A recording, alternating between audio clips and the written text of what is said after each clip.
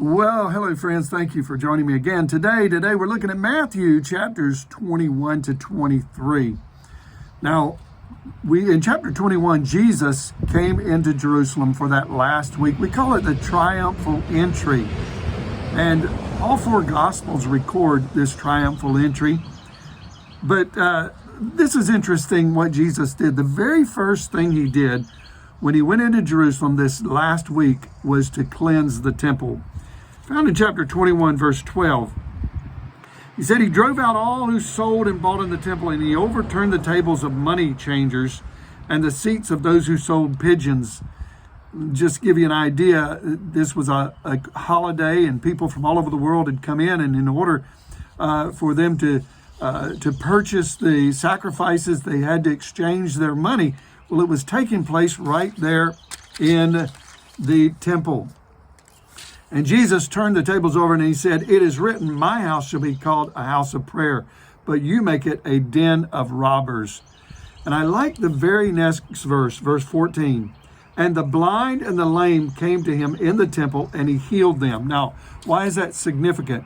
It's significant because I don't believe that the ministry could really be effective until the temple was cleansed. After Jesus cleansed the temple, then he was able to heal and minister those that were in need. Friends, I want to say that it's important that the temple, whether it be the church building or whether it be the temple, we ourselves, we need to be cleansed. God can't do what he wants to do in and through our lives or our sanctuary and our churches unless there's purity and holiness, unless it's cleansed. There's so much secularism that has taken place in the temple today, and we need to keep it holy. Then we go on to chapter 23. I call it the woe chapter, because not only was the temple impure, but the people who ran the temple, the religious leaders, they were not clean. They were hypocrites. In chapter 23, again, I call it the woe chapter because there's so many woes to the Pharisees and the Sadducees. Verse 13, "Woe to you, scribes and Pharisees." He calls them hypocrites.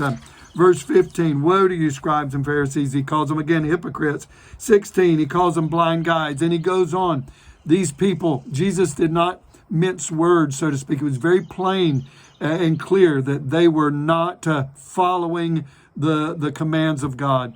Friends, I want to tell you, it's important that we are obedient to God and that we follow his words. Well, God bless you. Listen, tomorrow we're going to look at another teaching block.